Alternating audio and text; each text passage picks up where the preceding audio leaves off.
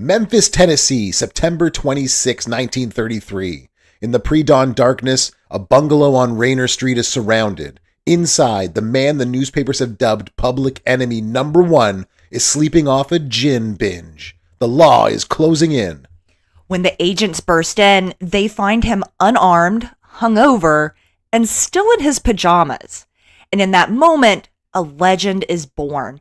As the story goes, the fearsome gangster throws his hands in the air and cries out the immortal words, "Don't shoot, G-men, don't shoot!"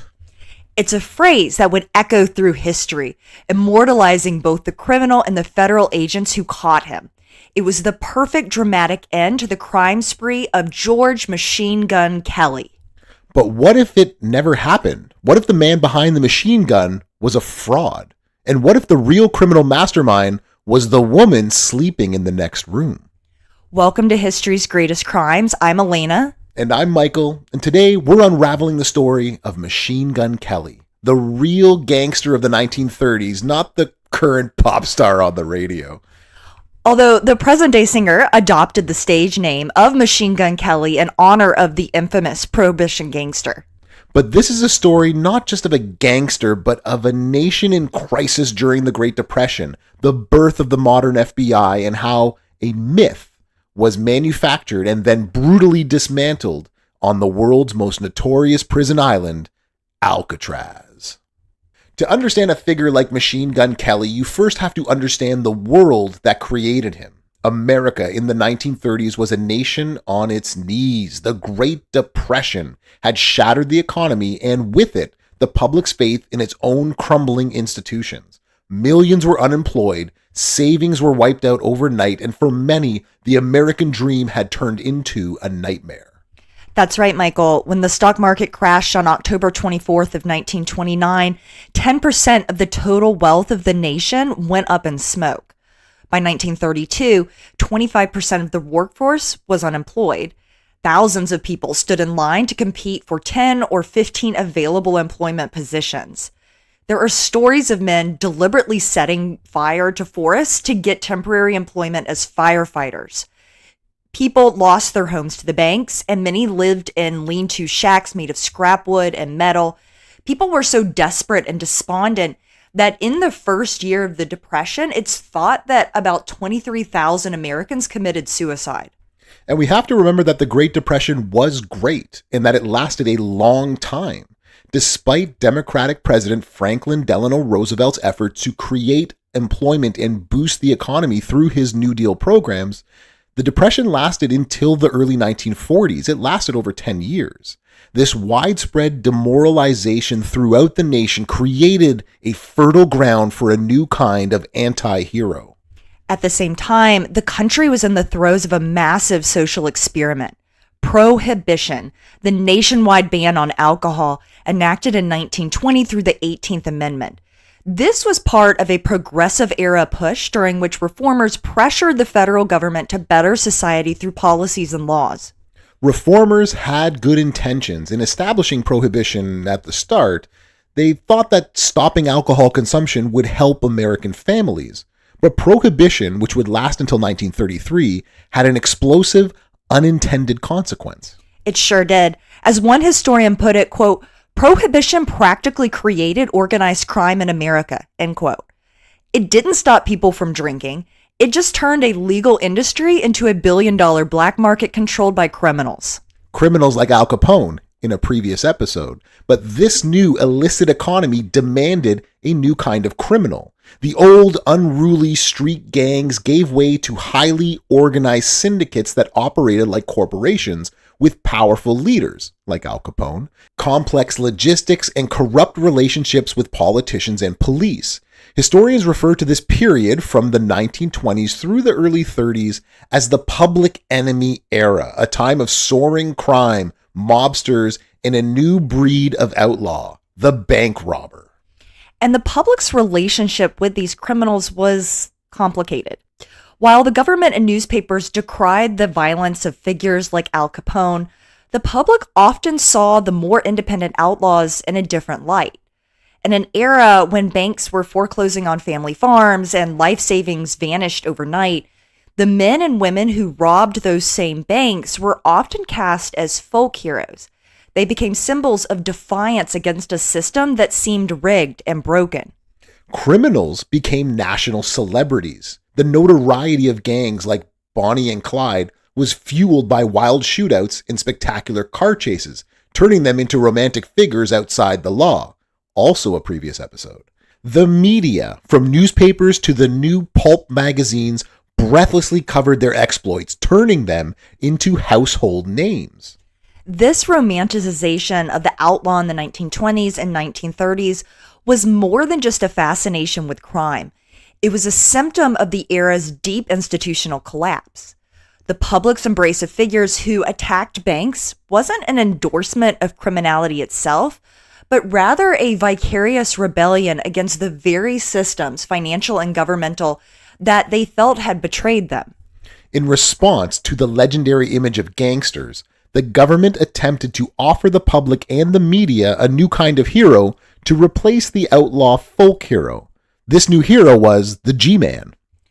In that sense, the government's response to criminal activity wasn't just a straightforward war on crime. It was a battle for the public narrative about who the actual American heroes were. So, with the Great Depression and Prohibition going on in the background, this was the stage on which George and Kathryn Kelly would carry out their illicit activities and perform their greatest and final act. But who exactly was Machine Gun Kelly? I'm glad you asked. The man who would become Machine Gun Kelly was born George Kelly Barnes in Memphis, Tennessee in 1895. Accounts of his family's wealth vary, with some describing it as modest and others describing him as fairly wealthy. What is clear is that his early life gave no indications of the notorious criminal he would grow to become.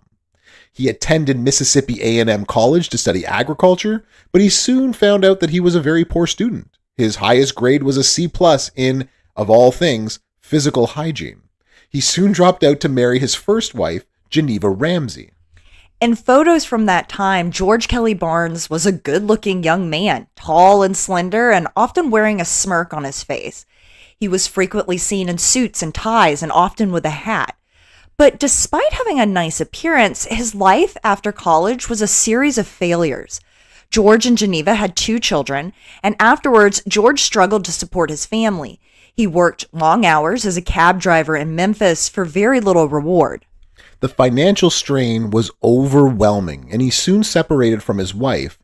Distressed and broke, George Barnes drifted into the world of small-time crime, becoming a bootlegger during the height of Prohibition. This new career led to several run-ins with the Memphis police, and to escape law enforcement, he changed his name to George R. Kelly. But even with a name change, his luck didn't get any better.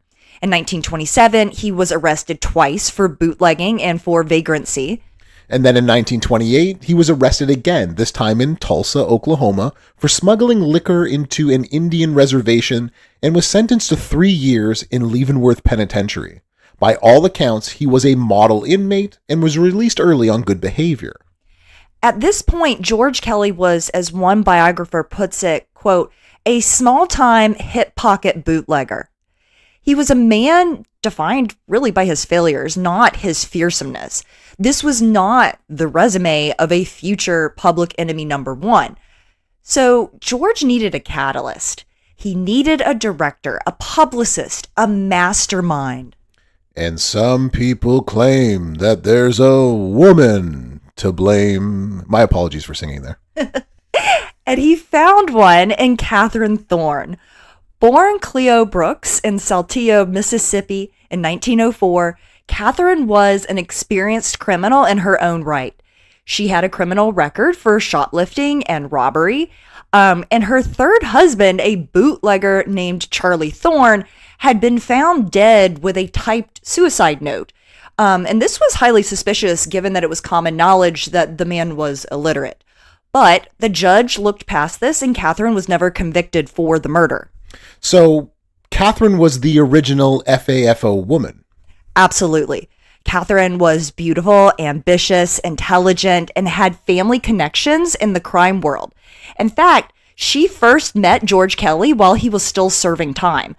Kathryn was from a family of moonshiners and was visiting relatives in prison at the time. And when she saw the handsome, smirking George Kelly, she saw a man she could mold into her ideal outlaw. As soon as George Kelly got out of prison in 1930, he married Kathryn. Interestingly, the author of a series of female-focused histories, Chris Enns, described her as, quote, scheming moll as driven as Bonnie Parker and Ma Barker, end quote. A woman with the, quote, lust for danger who masterminded the crimes, end quote, that would make them famous. She was the one, quote, who pushed her husband to commit greater crimes. Her first and most important act was branding. She understood the power of a good story, a terrifying image. She went out and purchased Kelly's first Thompson machine gun and insisted that he practiced with it, despite his apparent lack of interest in weapons. The Thompson gun, commonly known as the Tommy gun, was first created for military use in 1918 at the end of World War I, but it was subsequently sold to the general public.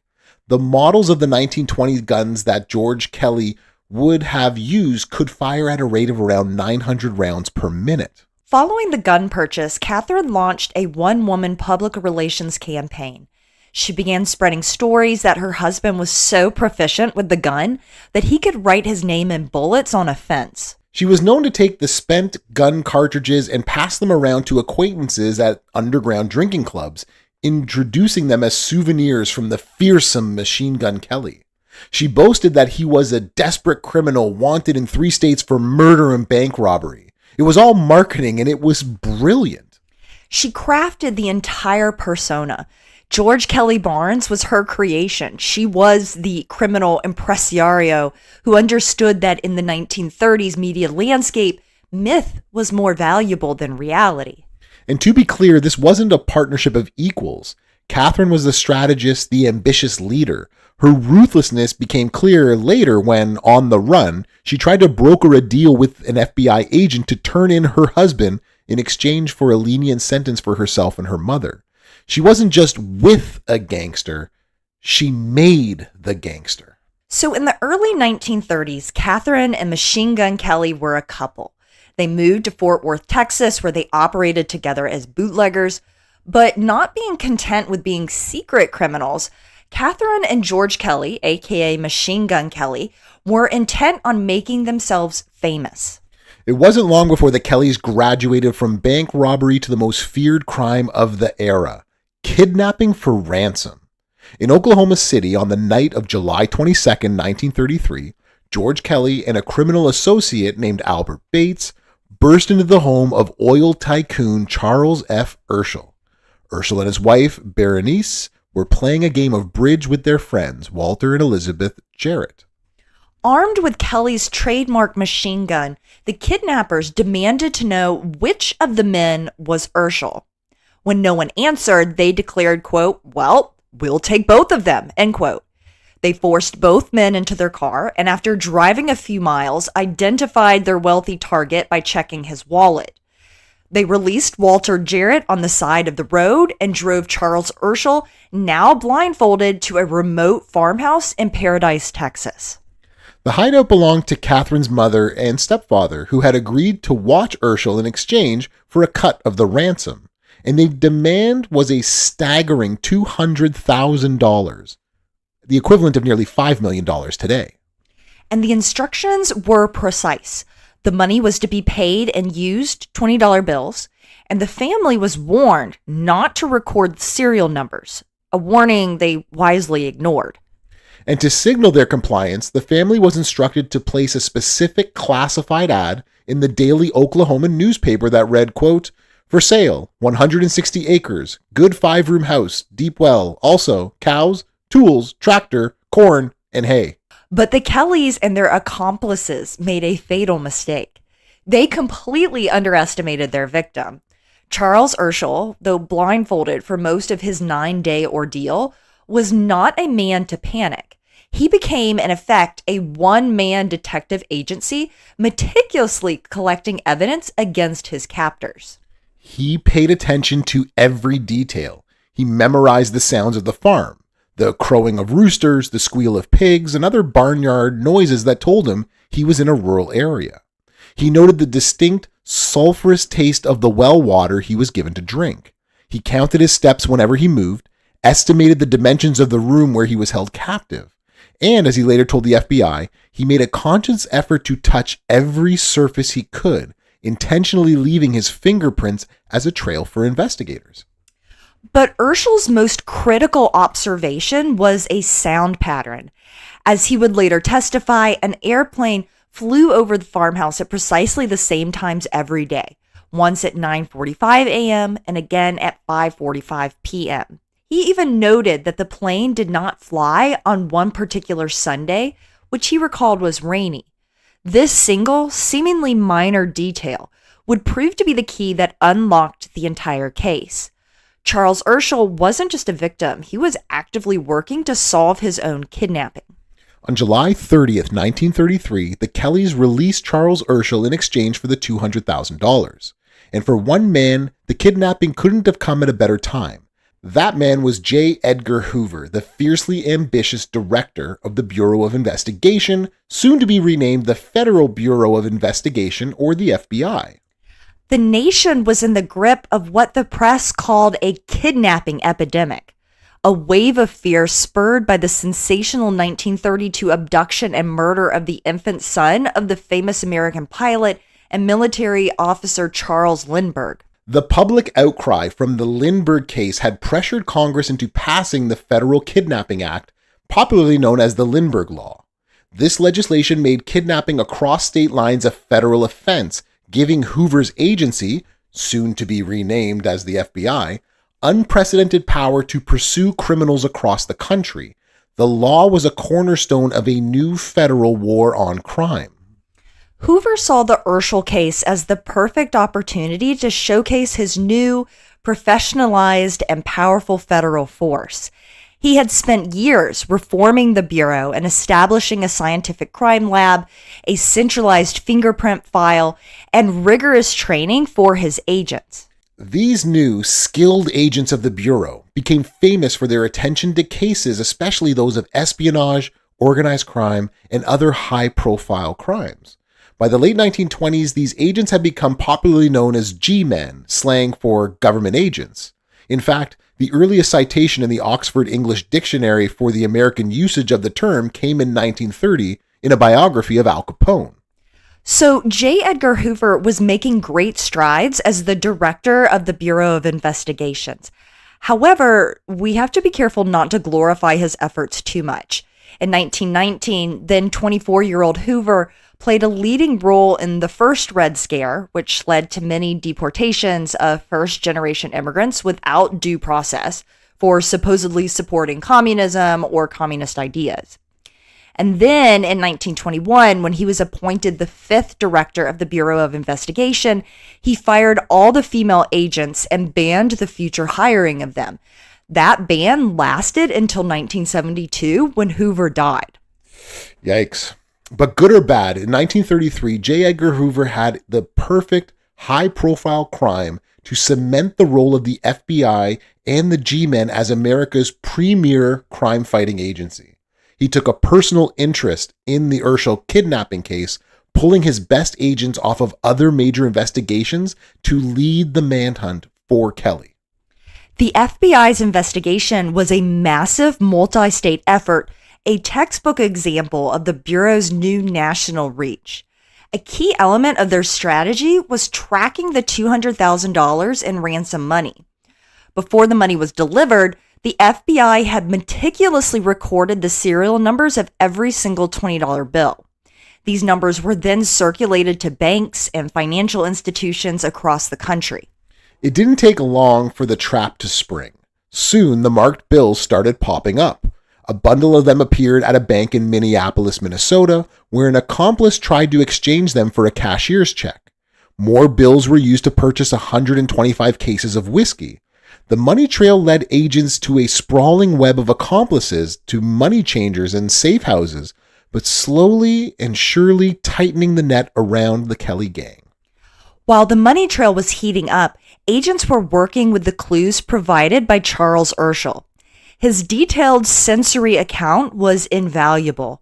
The airplane sounds he had so carefully memorized corresponded perfectly with the daily flight path of an American Airways plane that flew between Fort Worth and Amarillo, Texas.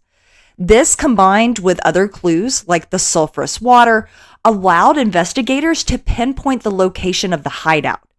On August 12, 1933, federal agents raided the ranch in Paradise, Texas, arresting Kathryn's mother and stepfather.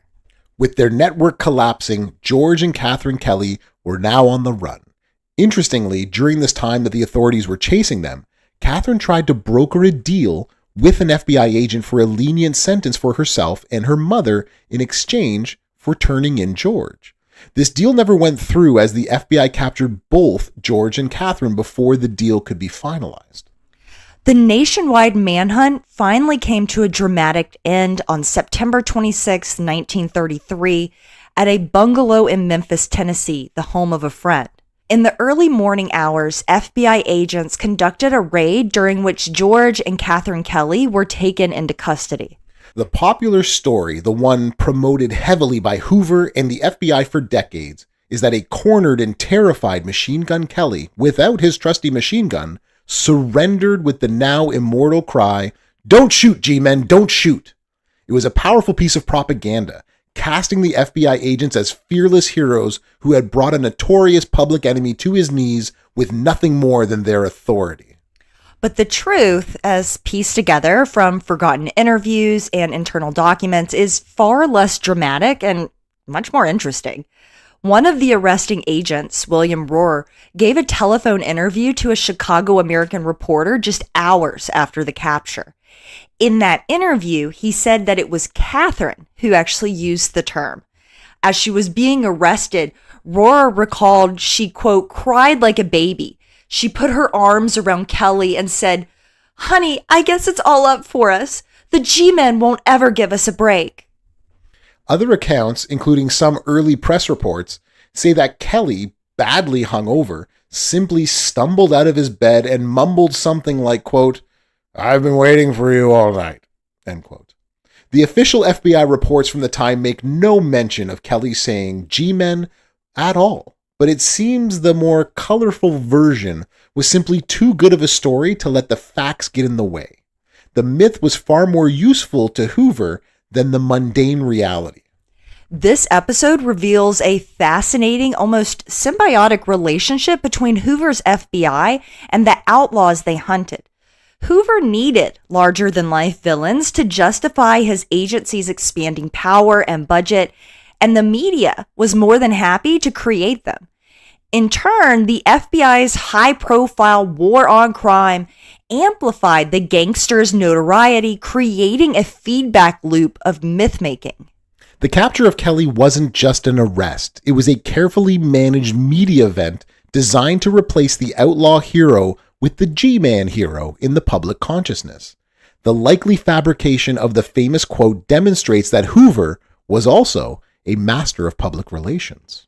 The trial of George and Kathryn Kelly was a national spectacle, one of the first federal criminal trials where newsreel cameras were allowed inside the courtroom.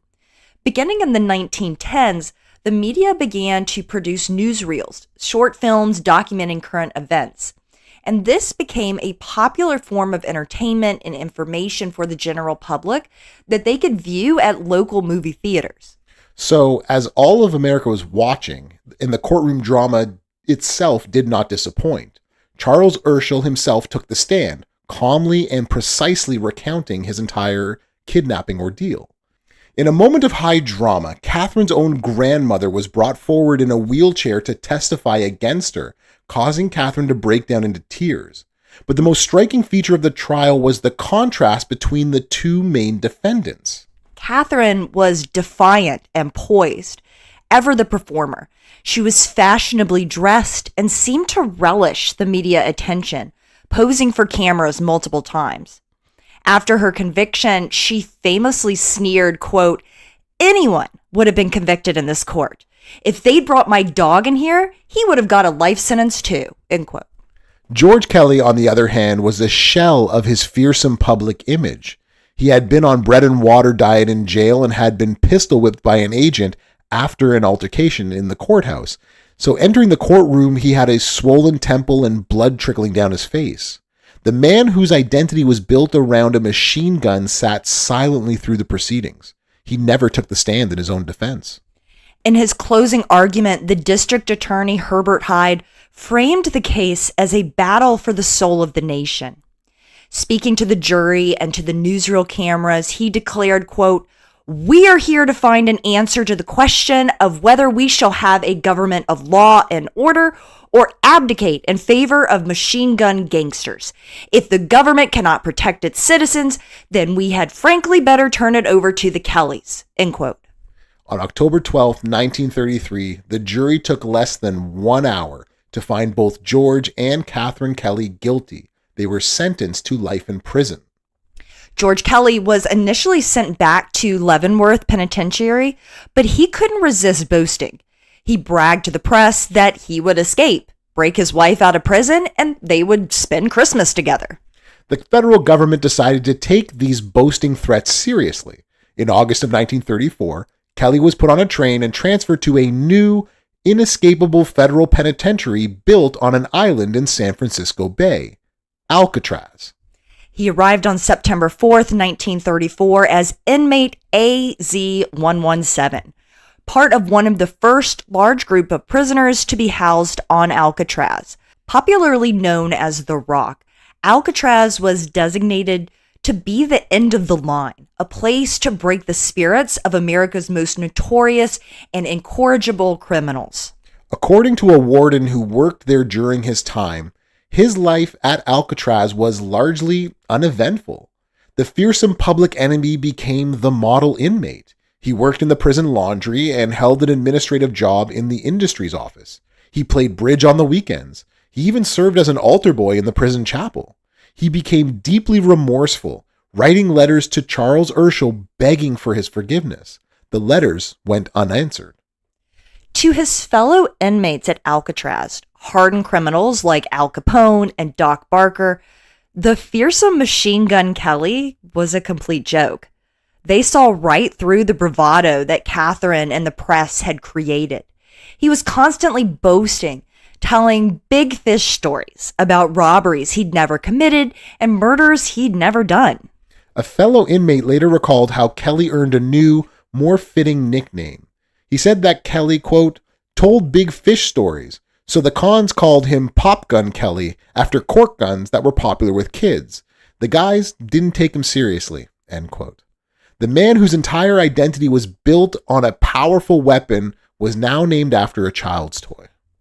Another inmate who celled next to Kelly remembered him as an intelligent man who loved to read. But his most prominent memory was of Kelly's petty side.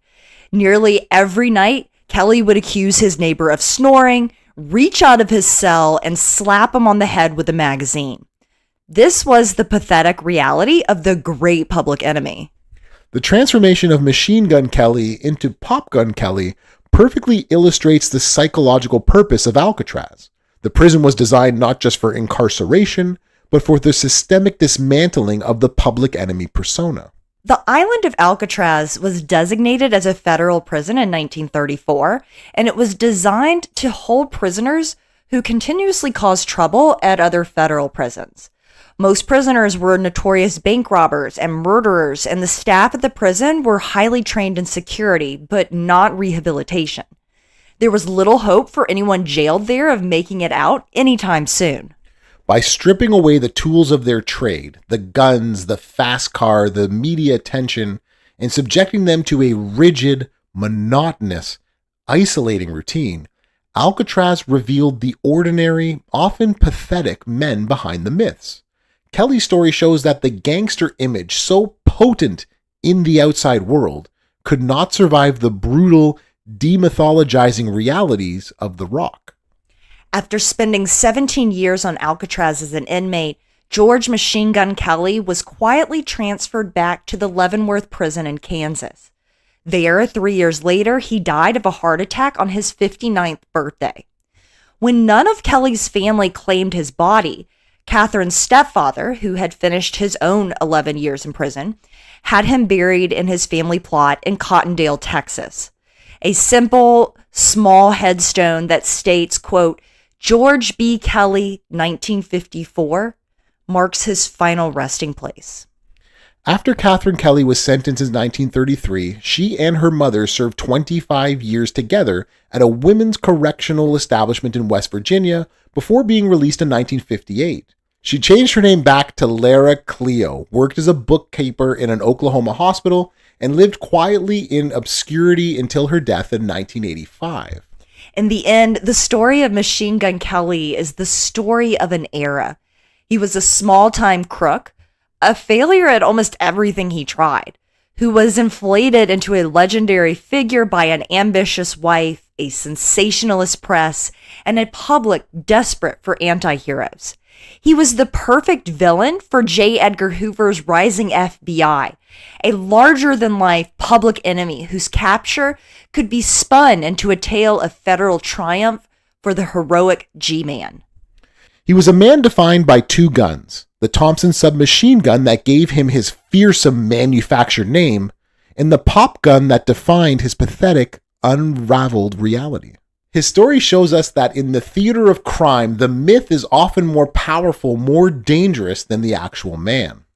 I'm Elena. And I'm Michael. Until next time, Stay curious.